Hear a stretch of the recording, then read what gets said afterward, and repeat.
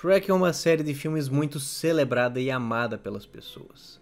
As aventuras desse ogro verde divertem idosos e crianças no mundo inteiro.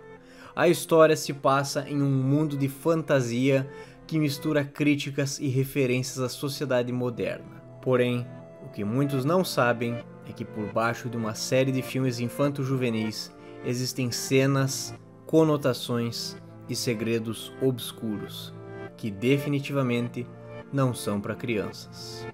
Hoje nós vamos falar de Shrek.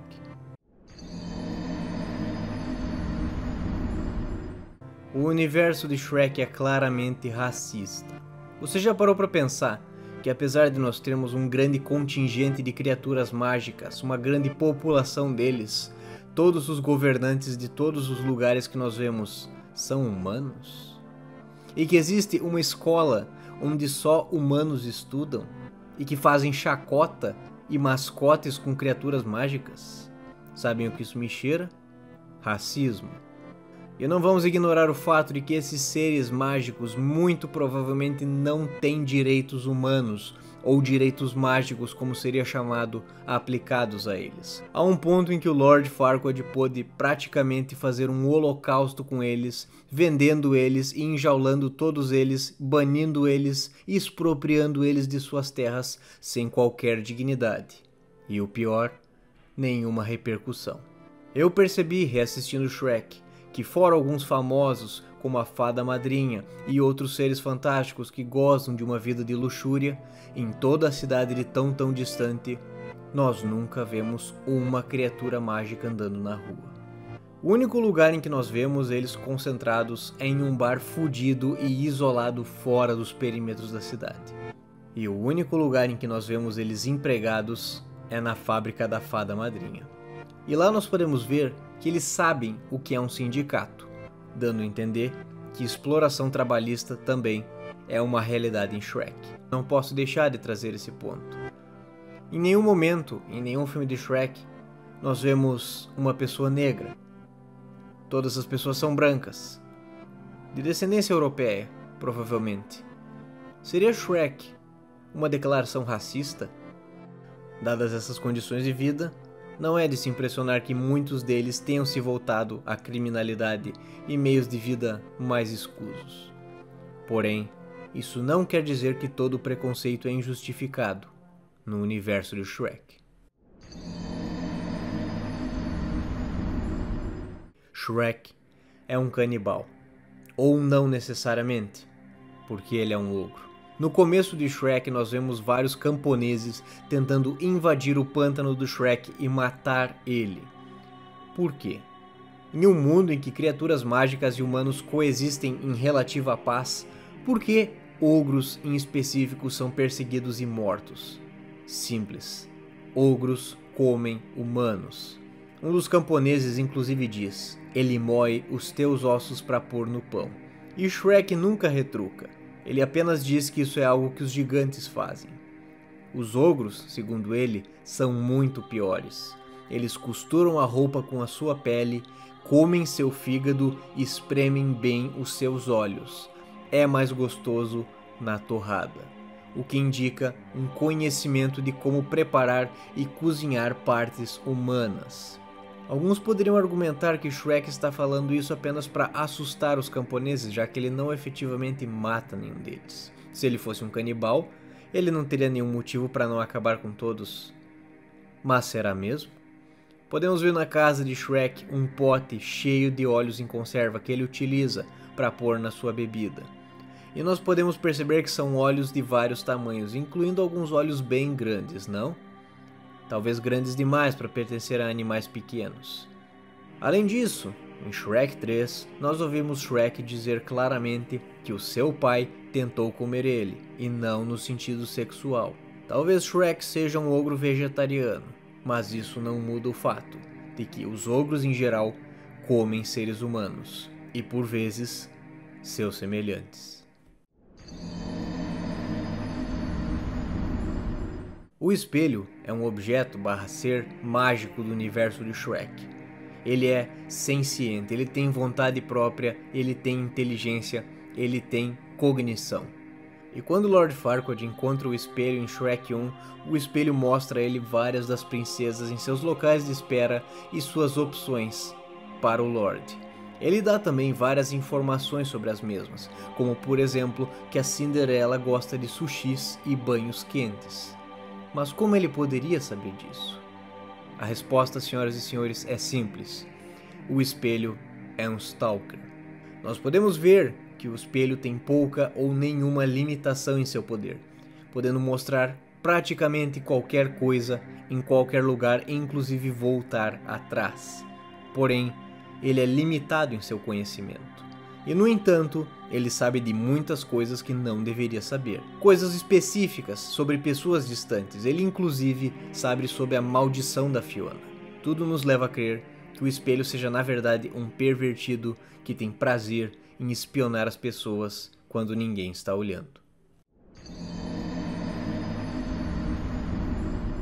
A princesa Fiona foi amaldiçoada no seu nascimento a se tornar uma ogra assim que o sol se pusesse. A única maneira de quebrar essa maldição, um beijo de amor verdadeiro. Tanto em Shrek 1 quanto em Shrek 2 é dito que ela foi amaldiçoada muito cedo. Porém, nunca é deixado claro por quem. Será que o rei, com todo o seu poder e influência, não tentaria descobrir quem amaldiçoou sua filha? E do outro lado, nós temos a Fada Madrinha, um ser manipulador, perverso e extremamente poderoso, a quem nós sabemos o rei tem uma grande dívida, pois ela transformou ele de humano em sapo, o que permitiu a ele se tornar rei. E que tem um grande interesse em casar seu filho encantado com Fiona. Depois de ver todas as maquinações que ela faz em Shrek 2, seria exagero imaginar que ela possa ela mesma ter enfeitiçado a Fiona, já que conseguiu tão facilmente reverter a maldição em Shrek 2? E convenientemente se prestando a ajudar, trancando a menina em uma torre isolada? Me parece mais que ela estava fazendo um investimento a longo prazo, garantindo que dentro de alguns anos o reino de tão distante seria seu.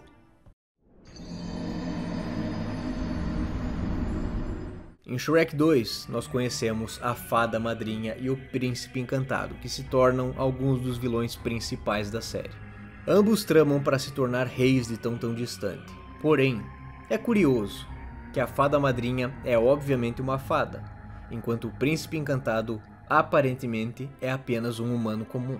Um poderia teorizar que o Encantado é na verdade adotado, porém, em uma cena de Shrek 2, nós podemos ver que a Fada Madrinha chama ele de Júnior, demonstrando não apenas que ela sabe quem é o pai do Encantado, como que ele também é um príncipe encantado. Mas pense bem, o Príncipe Encantado teve um filho com a Fada Madrinha? Podemos aqui ter um caso de traição em nossas mãos. Ou o pai do Encantado largou a sua princesa e preferiu ficar com a Fada Madrinha, ou, o mais perturbador ainda, o Príncipe Encantado ainda está casado com a sua princesa e o Encantado que conhecemos é fruto de uma traição. Neste caso, o pai do Encantado seria um rei, podendo ser até mesmo o rei de tão distante. O mundo de Shrek, pelo menos ao que se demonstra, é um estado católico. Nós vemos em Shrek 1 que o casamento de Fiona e Farquaad acontece em uma igreja católica, que me parece ser bem do estilo românico, comum na Idade Média.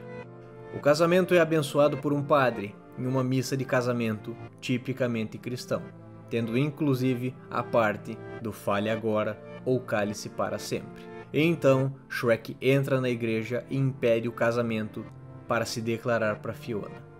O que leva muitas pessoas a questionarem se Shrek é um pagão ou até mesmo um ateu. Porém, temos duas evidências que provam o contrário. Se Shrek fosse mesmo um pagão ou um ateu, por que ele faria o protocolo correto de se manifestar na parte do fale agora ou cale-se para sempre?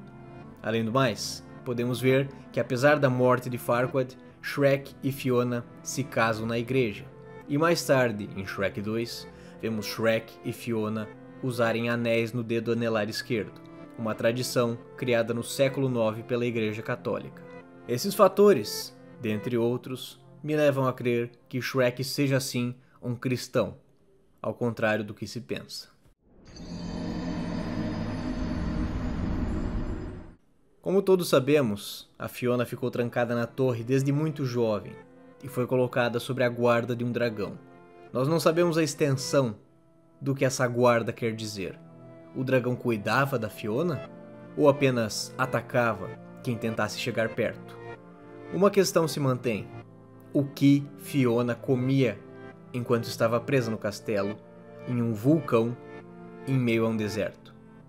A resposta é uma só: Fiona comia seres humanos.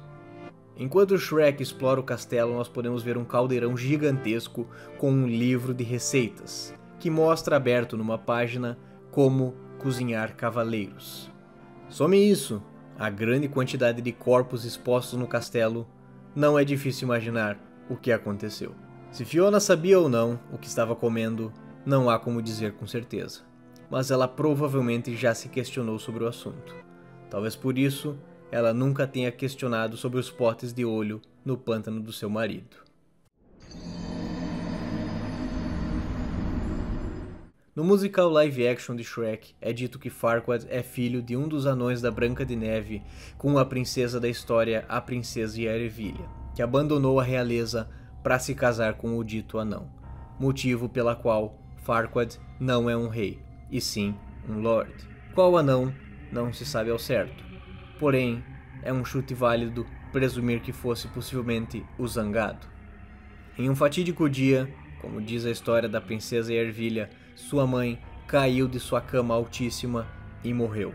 Seu pai o abandonou. Como Farquaad conseguiu se tornar Lorde, não é dito. Porém, fica óbvio, dada sua origem, o motivo de Farquaad ter tanto ódio por criaturas fantásticas.